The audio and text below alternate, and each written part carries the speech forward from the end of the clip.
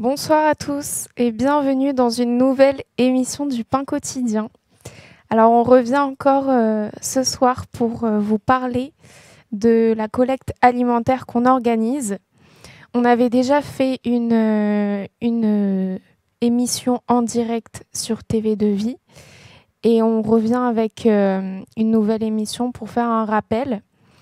Donc cette collecte aura lieu le samedi 17 décembre et le dimanche 18 décembre au 26 rue Charles Fourier à Évry. Alors, pour cette émission, on va commencer par vous parler un peu des informations pratiques de cette collecte et puis on partagera un petit peu après avec les frères et sœurs selon comment le Seigneur nous conduit. Donc, je suis présente ici avec des frères et sœurs. On peut commencer par se présenter. Moi, c'est la sœur Fanny. Bonsoir, c'est la sœur Ochilia. Bonsoir, moi c'est le frère Frédéric. Bonsoir, la sœur Aurélie.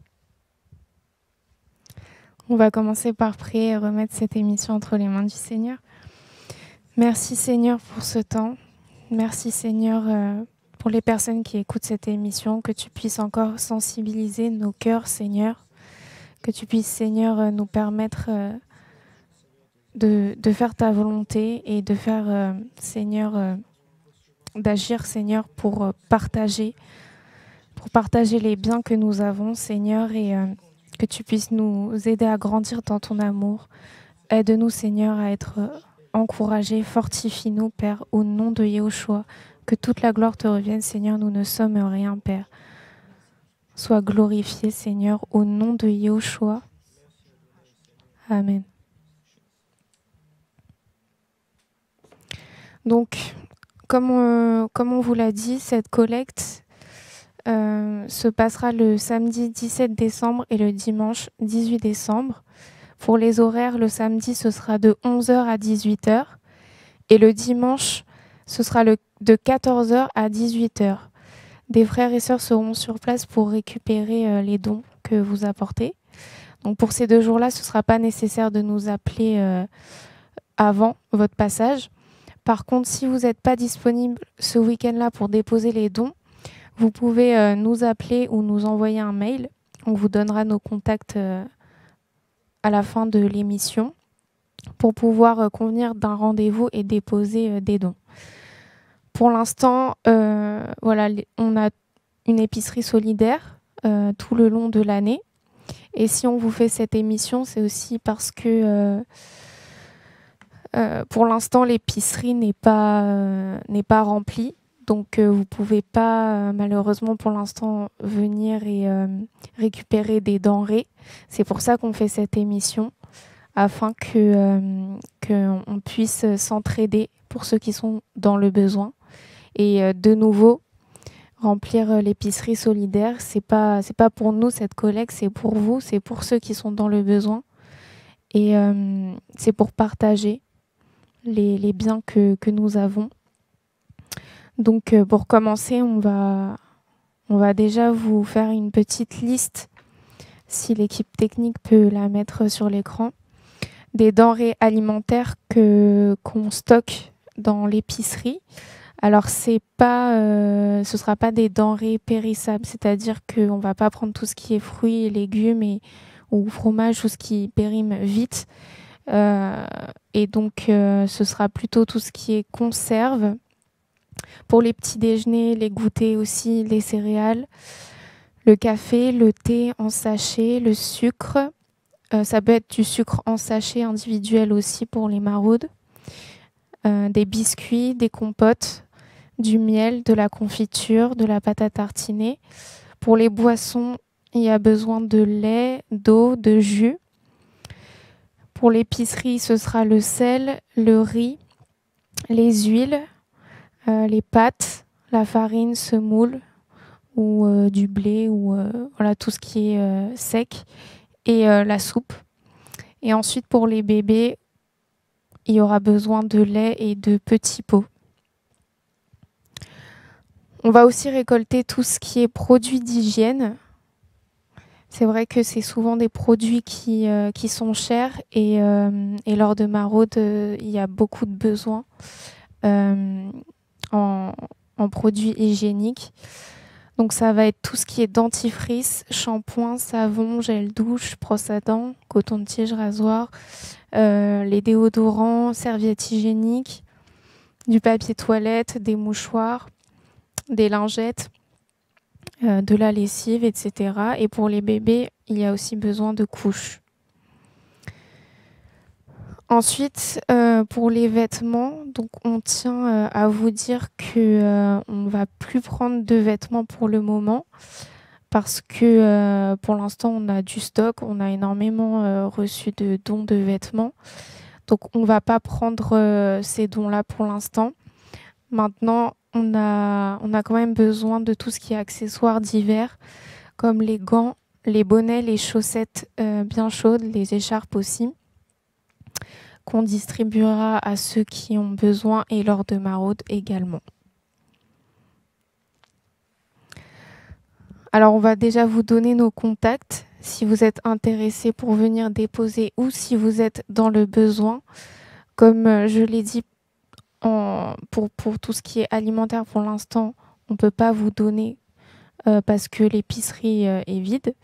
Mais dès que ce sera rempli, on vous tiendra au courant aussi. Par contre, si c'est pour récupérer des vêtements, les produits d'hygiène, il nous en reste quelques-uns, mais contactez-nous avant pour qu'on vous dise. Et aussi pour les fournitures scolaires, on avait récolté beaucoup de fournitures. Pareil, si vous êtes dans le besoin, n'hésitez pas à nous contacter. Donc par mail, ce sera association@painquotidien.org ou par téléphone au 06 98 53 93 23. Vous pouvez aussi nous suivre sur nos réseaux sociaux parce qu'on fait des annonces, on vous tient au courant des récoltes, des collectes et vous pouvez aussi nous contacter sur les réseaux Pain Quotidien Association. Donc pour partager un petit peu par rapport à la collecte et ce que nous dit le Seigneur dans sa parole, on peut commencer déjà en prenant 1 Corinthiens chapitre 16 verset 1.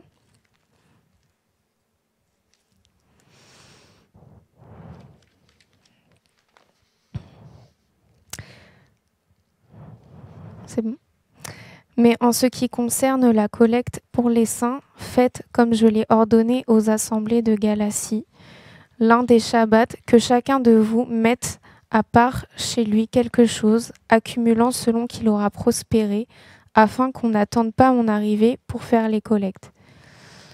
Et je voulais simplement donner ce passage, ce verset pour montrer que la collecte, c'est biblique. Ici, Paulos parlait aux Corinthiens pour leur dire de s'organiser en fait pour la collecte. Et chacun devait mettre à part de ce qu'il avait pour pouvoir mettre en commun et donner à ceux qui sont dans le besoin. Donc aujourd'hui, peut-être c'est vous qui êtes dans le besoin, peut-être que vous êtes pas dans le besoin aujourd'hui, mais demain vous le serez. Et je pense que c'est important que on pense de cette manière, à se dire peut-être que demain ce sera moi qui sera dans le besoin, et j'aimerais qu'on fasse ça pour moi. J'aimerais qu'on soit sensibles les uns les autres, et j'aimerais que mon frère, ma sœur puisse m'aider si je suis dans le besoin. Il faut vraiment pas que vous ayez honte. Il ne faut pas que vous ayez peur de nous contacter. Et le Seigneur vraiment pourvoit. Il nous dit aussi demandez et vous recevrez. Et je pense qu'il faut aussi qu'entre nous, on ait cette honnêteté de savoir se dire les choses quand on passe par des moments difficiles. Et savoir ne pas rester dans la méfiance ou dans l'hypocrisie, ou ne pas se mentir à soi-même non plus, parce qu'on doit être là les uns pour les autres, et on doit dans ces temps aussi ne pas laisser l'amour se refroidir. On doit s'encourager, c'est vrai, dans les paroles, dans les mots et spirituellement, mais si c'est possible, pour nous de pouvoir aussi donner quelque chose afin de subvenir aux besoins physiques de nos frères et sœurs, tout comme aux personnes de l'extérieur, c'est important de le faire. Et on voit bien aussi lors de Maraude, on présente vraiment le Seigneur lorsqu'on donne un repas chaud ou ne serait-ce qu'un café, un thé. Et c'est comme ça en fait qu'on peut aussi montrer l'amour du Seigneur. Donc voilà, je ne sais pas si vous avez d'autres versets, d'autres choses à partager par rapport à ça.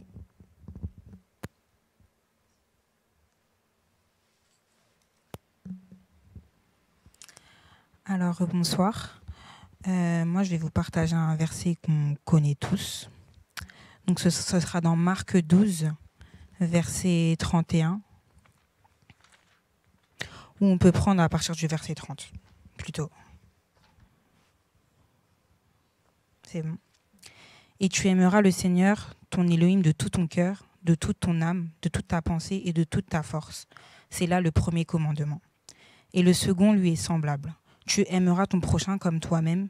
Il n'y a pas d'autre commandement plus grand que ceux-ci. Donc, j'ai repensé à ce verset lorsque je sortais du travail. Voilà, je sortais du métro, je rentrais chez moi. Et je réalisais qu'en fait, aimer son prochain comme soi-même, c'est se souvenir aussi de soi-même, en fait. Se souvenir de la situation dans laquelle on a pu être. Si on a été SDF, si on a rencontré des galères financières, des difficultés financières.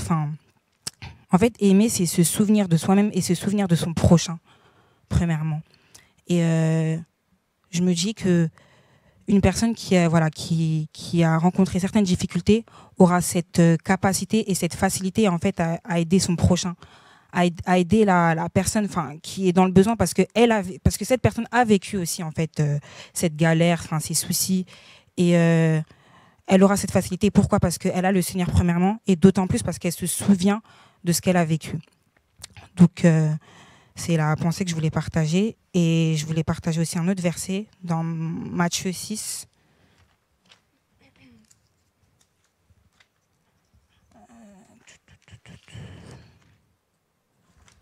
Matthieu 6, à partir du verset 2. Donc, lorsque tu fais ton aumône, ne fais pas sonner la trompette devant toi, comme font les hypocrites dans les synagogues et dans les rues, afin d'être glorifiés par les gens. Amen, je vous le dis, ils reçoivent leur récompense. Mais quand tu fais ton aumône, que ta main gauche ne sache pas ce que t'as fait ta droite, afin que ton aumône se fasse en secret, et ton Père qui voit dans le secret te récompensera publiquement. En fait, c'est ça. Et c'est simple aussi dans le sens où, lorsqu'on donne, on est censé donner avec un cœur sincère. On n'est pas censé donner pour donner, mais se laisser simplement conduire par le Seigneur. Et c'est ce qui est vraiment important et il faut vraiment être sensible par rapport à ça. Même des fois, une personne ne va pas forcément le dire, mais le Seigneur va inspirer la situation d'une autre personne et la personne va donner en fait facilement et dans la simplicité et elle va donner ce qu'elle a. Donc que le Seigneur nous garde et comme a dit la sœur Fanny, n'ayons pas honte en fait. Si vous êtes dans le besoin, si vous avez besoin de quoi que ce soit, n'hésitez pas. Parce que des fois, on peut avoir honte, on peut se dire « Ah, je vais aller chercher des denrées et tout ». Mais en fait, les temps sont de plus en plus durs et c'est de plus en plus compliqué avec l'inflation, tout ce qui se passe. Et vraiment, demeurons dans la paix et le Seigneur pourvoit pour chacun de ses enfants. Amen.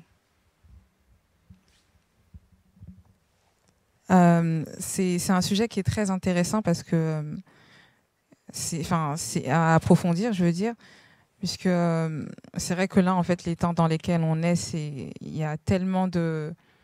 Tout monte, en fait, au niveau des prix, que ce soit les aliments de base, tout est en train d'augmenter. Et je me rends compte, en fait, que le rôle de l'Église, en fait, est très important, sur tous les temps, en fait, dans lesquels on est. Et les passages qui ont été pris, notamment 1 Corinthiens 16, où c'est l'apôtre Paul qui demande de collecter en fait pour les saints. Et c'est pas d'aujourd'hui en fait la collecte. La collecte, elle est pas d'aujourd'hui, c'est depuis un moment où on le voit dans les Écritures qu'il demande de collecter pour les saints. Et quand on regarde plus loin, je me rends compte que je pense en fait à Joseph. Donc Joseph, c'est quelqu'un qui était rejeté en fait par la famille, qui a été après en Égypte. Et on voit qu'en fait, il va avoir un rôle très important. Pharaon va lui donner en fait un rôle important, mais une mission aussi particulière.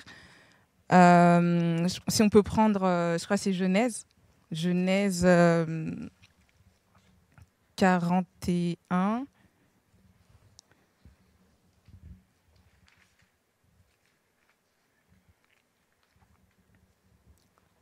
Alors, Genèse 41, verset...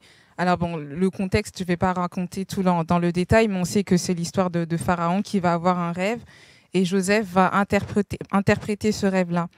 Et Genèse 41, verset 27, on nous dit « Les 7 vaches maigres et mauvaises qui montaient derrière les premières sont 7 années, tout comme les 7 épis vides brûlés par le vent d'Orient. Ce sont 7 années de famine. C'est là la parole que j'ai dite à Pharaon. Elohim a fait voir à Pharaon ce qu'il va faire. Voici, il y aura 7 années de grande abondance sur toute la terre d'Égypte. 7 années de famine viendront après elles, et l'on oubliera toute cette abondance sur la terre d'Égypte. La famine consumera la terre, on ne s'apercevra plus de l'abondance sur la terre face à cette famine qui suivra après, car elle sera vraiment très grande. Si le rêve a été 2 fois répété à Pharaon, c'est que la parole est fermement établie de la part d'Élohim et qu'Élohim se hâte de l'accomplir. Or maintenant que Pharaon choisisse un homme intelligent et sage et qu'il l'établisse sur la terre d'Égypte, que Pharaon agisse et qu'il prépose des surveillants sur la terre et qu'il prenne le 5e de la terre d'Égypte durant les 7 années d'abondance, qu'on rassemble toutes les céréales de ces bonnes années qui viennent, qu'on entasse sous la main de Pharaon du blé, des céréales dans les villes et qu'on les garde. » Ensuite, on dit au verset 36, « Ces céréales seront en réserve pour la terre durant les 7 années de famine qui seront sur la terre d'Égypte, afin que la terre ne soit pas consumée par la famine. » Au verset 46, après je vais laisser chacun échanger. Au verset 46, on nous dit « Yosef était fils de 30 ans quand il se tint en face de Pharaon, roi d'Égypte. Il quitta Pharaon et parcourut toute la terre d'Égypte. Et la terre apporta très abondamment pendant les 7 années de fertilité. Il rassembla toutes les céréales de ces 7 années sur la terre d'Égypte et mit ces céréales dans les villes. Il mit dans chaque ville les céréales des champs qui étaient autour d'elle. Ainsi, Yosef amassa du blé comme le sable de la mer en si grande quantité qu'on cessa de le compter parce qu'il était sans nombre. » Et encore un dernier qui dit au verset 54 à 57, « Et les 7 années de famine commencèrent à venir, comme Yosef l'avait dit, et la famine survint sur toute la terre d'Égypte. Ensuite, toute la terre d'Égypte fut affamée, et le peuple cria vers Pharaon pour du pain. Et Pharaon répondit à tous les Égyptiens, « Allez vers Yosef et faites ce qu'il vous dira. » La famine étant survenue sur toute la face de la terre, Yosef ouvrit tout ce qui y était et vendit du blé aux Égyptiens. La famine augmentait sur la terre d'Égypte. On venait de toutes les terres jusqu'en Égypte pour acheter du blé auprès de Yosef, car la famine était très grande sur toute la terre. Et dans d'autres versions, on nous dit que Yosef en fait va ouvrir les lieux de dépôt en fait. Et dans ces lieux de dépôt, c'est là en fait où il avait stocké toutes les céréales, etc. Et on voit que c'est pas d'aujourd'hui. C'est vraiment d'il y a longtemps où on était déjà en train d'amasser parce que les temps allaient être difficiles. Le pharaon a été informé, a été prévenu qu'il y aurait eu des temps difficiles. Et là, aujourd'hui aussi, on est prévenu que les temps vont être de plus en plus compliqués. On a tous reçu la parole que le Seigneur nous a par rapport à l'actualité, etc., qu'il fallait se préparer, si on avait des bouts de terre, de se préparer, etc. Et c'est vraiment, en fait, le Seigneur prévient quand il y a des situations comme ça qui arrivent. Et à nous maintenant, en tant qu'Église, parce que Yosef, c'est un enfant du Seigneur. il a été emmené en Égypte, mais il a eu un rôle très important en Égypte. Il va, en tant que corps du Christ, il va accomplir cette mission qui est d'assembler, rassembler des collectes dans ces lieux de dépôt pour donner à toute la terre. On dit à l'Égypte et à toute la terre. Et non seulement on voit que on a besoin, l'Église en fait a le rôle d'aider le monde, la terre, les gens. C'est ça notre prochain. Ce sont les gens en fait. Et quelle que soit, hein, qu'elle soit chrétienne ou pas, qu'elle soit blanche, noire, quelle que soit la couleur de peau, quelle que soit sa taille, on dit que Yosef va ouvrir les lieux de dépôt et va donner en fait aux Égyptiens et à toute la terre. Et non seulement on voit qu'on doit aider notre prochain extérieur, mais on nous dit aussi nous-mêmes les saints en fait. C'est ce qu'on a appris tout à l'heure dans 1 Corinthiens. Et c'est un passage qui est aussi qui va refléter la deuxième phase d'aide dans Acte 4, si on peut le prendre.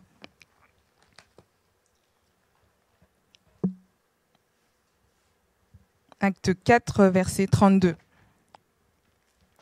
Où on a vu tout à l'heure dans 1 Corinthiens 16 que l'apôtre Paul va demander de collecter. Mais on voit aussi dans Acte 4, 32, qu'il y a besoin de ce soutien, de cette entraide en fait dans l'Église, au sein même de l'Église. Alors, Acte 4, 32 qui dit « Or, la multitude de ceux qui avaient cru était un seul cœur et une seule âme, et pas un d'eux ne disait que ses biens ne lui appartenaient en propre, mais toutes choses étaient communes entre eux. Et les apôtres rendaient témoignage avec une grande force de la résurrection du Seigneur Yoshua, et une grande grâce était sur eux tous. Car il n'y avait parmi eux aucun indigent, car tous ceux qui étaient possesseurs de terre ou de maisons les vendaient et ils apportaient le prix des choses vendues et le mettaient aux pieds des apôtres et on le distribuait à chacun selon ce qu'il en avait besoin. Or, Yosef, surnommé par les apôtres Barnabas, ceux qui interprétaient étaient fils de consolation, lévites de nationalité chypriote, ayant un champ le vendit, en apporta le prix et le mit aux pieds des apôtres. Et là, on voit que c'est vraiment l'entraide au sein même des frères et sœurs. C'est-à-dire que nous, on veut aider aussi les gens de l'extérieur, mais n'oublions pas d'aider les personnes qui sont juste à côté de nous. C'est ça aussi ce que le Seigneur nous demande. Et un indigent, c'est quelqu'un qui manque les choses nécessaires à la vie. On le dit qu'il n'y avait aucun indigent parmi eux. C'est impressionnant quand même. Donc, quand quelqu'un a besoin, on va pas dire le Seigneur va faire. La personne a besoin de nourriture. On va pas prier seulement pour la personne. Et c'est pour ça que c'est important d'être sensible entre nous, d'échanger et quand on a besoin, ne pas hésiter. C'est-à-dire que le fait de ne pas vouloir reconnaître qu'on a besoin, c'est quand même aussi une forme d'orgueil. C'est de se dire bah non, moi je reste dans mon coin, le Seigneur va faire. Non. Il y a les frères et sœurs, on s'organise et on s'entraide. C'est très important. Je veux juste prendre un dernier verset, après je laisse la parole. Jacques 2, verset 15.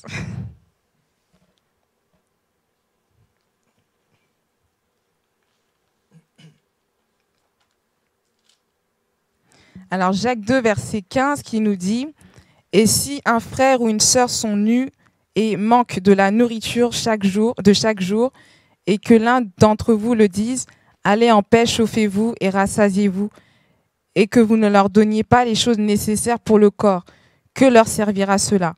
Voilà, ça dit vraiment tout. Hein. Comment on peut dire, vas-y, le Seigneur fera si la personne a vraiment besoin des choses nécessaires à la vie. Et cette collecte, c'est vrai qu'on l'a fait à ces dates-là, mais c'est-à-dire qu'il y a des frères et sœurs tout au long de l'année qui ont besoin. C'est pas que maintenant qu'ils ont besoin. Et quel que soit le pays où on est, organisons-nous pour collecter, pour s'entraider entre nous, les frères et sœurs. Pas que sur Paris, il y en a au Canada, il y en a en Afrique, il y en a je ne sais où qu'on soit, organisons-nous et le Seigneur il pourvoira. Voilà. En tout cas, bonsoir à tous. Merci pour tout ce qui a été échangé. J'ai un passage dans... Attendez. Je vais chercher 2 Timothée. « 2 Timothée 3. Mais sachez aussi que dans les derniers jours surviendront des temps difficiles à supporter, car les gens seront amoureux d'eux-mêmes, aimant l'argent, fanfarons, orgueilleux, blasphémateurs, rebelles à leurs parents, ingrats, sans religion, sans affection naturelle, sans loyauté, calomniateurs, sans autocontrôle, cruels, opposés à la bonté et aux hommes bons. » Donc, la Bible, en fait, la parole du Seigneur nous prévient quoi? Dans les derniers temps, il y aura des temps difficiles. Nous sommes dans les temps difficiles. Et dans ce temps difficile, il y a des mots, en fait, qui m'ont interpellé, c'est-à-dire, il y a des gens aujourd'hui qui vont plus aimer l'argent qu'autre chose. Parce qu'aujourd'hui, l'homme aime plus l'argent que le Seigneur. Il est capable, en fait, de créer même les inflations. L'homme est capable de créer la crise. La crise que nous vivons aujourd'hui, à la base, il y a des personnes qui s'enrichissent plus que d'autres. Dans cette crise que nous vivons, il y a des personnes qui sont cruelles, comme le dit la parole. Il y a des personnes qui sont cruelles, il y a des personnes qui sont sans contrôle, il y a des personnes qui sont plus, en fait, comme des animaux, quoi. Et nous, les chrétiens, en ce temps de la fin, nous devons montrer que non, nous avons le Seigneur. Dans les temps que nous traversons, c'est dans les temps où on doit savoir si tu es un enfant du Seigneur ou si tu n'es pas un enfant du Seigneur. Et en étant enfant du Seigneur, il y a des actes qu'on doit poser. Parmi les actes qu'on doit poser aujourd'hui, c'est aider notre prochain. Le Seigneur nous pousse davantage à travailler dans le social. Le Seigneur nous pousse davantage à aller vers les autres. Le Seigneur nous pousse davantage. Le Seigneur nous parle, il nous interpelle par rapport, en fait, à l'épicerie. L'épicerie, aider l'autre. Aujourd'hui, le besoin primaire, c'est le besoin alimentaire. Le besoin alimentaire, l'homme a besoin de manger tous les jours. L'homme a besoin de manger. Manger, il a besoin de manger. Personne. Moi, aujourd'hui, avant de venir, j'ai mangé. Je pense que la plupart d'entre nous ici, hein, Aurélie, tu as mangé avant de venir. Ma sœur, tu as mangé avant de venir. Nous avons tous besoin, Ottilia, de manger pour prendre des forces. On a besoin de manger. On a besoin de manger. C'est pour cela, ceux qui ont besoin de la nourriture, n'hésitez pas, n'hésitez pas. Nous, en tant qu'enfants du Seigneur, plus on avance avec le temps, plus on va aimer le Seigneur. Plus on avance avec le temps, plus nous serons amoureux du Seigneur. On va le servir. On va le servir. Et il n'y a rien qui va nous empêcher de servir le Seigneur. Vous voyez? Donc, parmi nous, on doit être tranquille. Malgré la crise économique qu'on traverse, on doit être tranquille. On doit se dire que non, il y a des frères et sœurs qui se mobilisent. Le Seigneur, lui-même, il sait comment il fait des choses. À l'époque de Joseph, le Seigneur avait préparé les choses pour sa famille. La famille de Joseph n'avait pas eu à avoir faim. La famille de Joseph, il n'y avait pas des indigents. Il n'y avait pas d'indigents. Parce que le Seigneur connaissait le père de Joseph. Le Seigneur connaissait la famille de Joseph. Le Seigneur n'a pas permis que la famille de Joseph se retrouve dans une situation où il meurt de faim, parce que le Seigneur est juste. Le Seigneur prend toujours soin de ses enfants. Donc, soyez tranquilles, le Seigneur agit et le Seigneur continuera toujours d'agir pour ses enfants. Voilà ce que je pouvais rajouter. Amen. C'est vrai qu'on est vraiment dans des temps difficiles. Et je pense que c'est dans les temps difficiles aussi où notre vraie nature animale se révèle et où en fait on devient de plus en plus égoïste parce qu'on se dit, en fait on manque de foi et on se dit ah, je vais pas aider, je vais garder pour moi, je vais amasser pour moi et pas penser aux autres. Et c'est pas ce que le Seigneur veut parce que déjà il veut qu'on ait foi en lui. Et il veut qu'on pense les uns pour les autres. Et je pense que si on a déjà cette pensée, bah, c'est comme ça aussi où le Seigneur, il nous bénira en prenant toujours soin de nous, en fait. Et j'avais un passage dans Acte 2, verset 40. Et par beaucoup d'autres paroles, il rendait témoignage et les exhortait en disant « Sauvez-vous de cette génération tordue ». Donc déjà, on voit que déjà à cette époque, c'était voilà, une génération tordue et où il fallait que nous, enfants du Seigneur, on soit des lumières, qu'on prouve, qu'on témoigne l'amour du Seigneur. Et l'amour du Seigneur, c'est vrai, c'est sa parole, mais c'est aussi des actes, en fait. Et si on prend la suite, ceux donc qui acceptèrent sa parole avec joie furent en effet baptisés, et environ 3000 âmes furent ajoutées ce jour-là. Et ils persévéraient tous dans la doctrine des apôtres, dans la communion fraternelle, dans la fraction du pain et dans les prières. Et toute âme avait de la crainte, et beaucoup de prodiges et de signes se produisaient par le moyen des apôtres. Mais tous ceux qui croyaient étaient ensemble dans le même lieu, et ils avaient toutes choses communes. Ils vendaient leurs propriétés et leurs possessions, et les distribuaient à tous selon que chacun en avait besoin.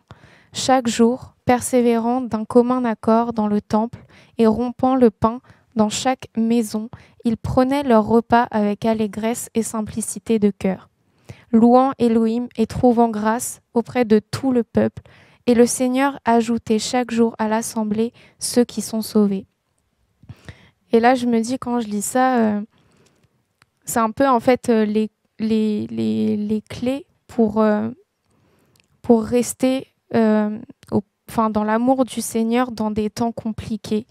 Et c'est la communion fraternelle, c'est la prière et c'est mettre en commun en fait. Et tout ça, c'est l'amour en fait. C'est comme ça qu'on va arriver à se soutenir les uns les autres et à tenir. Parce que aujourd'hui, si on n'a pas de communion, même à 2 ou 3, hein, c'est ça la communion, mais on ne peut pas rester tout seul dans son coin et se dire « Ah, j'ai la foi ». On a besoin les uns des autres. Le Seigneur permet peut-être un temps, mais on a besoin les uns des autres spirituellement et physiquement aussi. Et je pense que si on a ça dans le cœur, ça nous aide à garder la foi et à ne pas avoir peur ou douter et se dire ah, demain peut-être que j'arriverai pas à me nourrir parce qu'on sait que j'ai une sœur, j'ai un frère qui va m'aider si j'ai pas. Si demain je peux pas payer mon loyer, je sais que j'ai les frères et sœurs. Je sais que j'ai une famille en fait et que je serai jamais seule. Et donc je prie vraiment que vous soyez encouragés, que ceux qui sont dans des moments difficiles soient encouragés et que on puisse être sensibles encore les uns les autres. Je ne sais pas si vous aviez encore quelque chose à partager.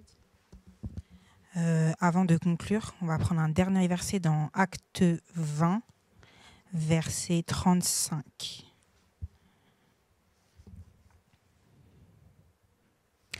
Je vous ai montré en toutes choses que c'est ainsi qu'il faut aider les faibles en travaillant dur et se rappeler les paroles du Seigneur Yehoshua.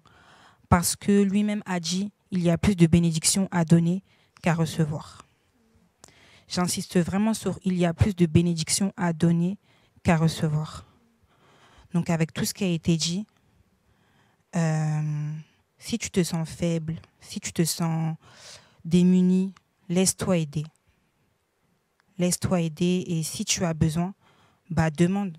Parce que le Seigneur, il a dit quoi? Il a dit demandez et vous aurez, frappez, on vous ouvrira.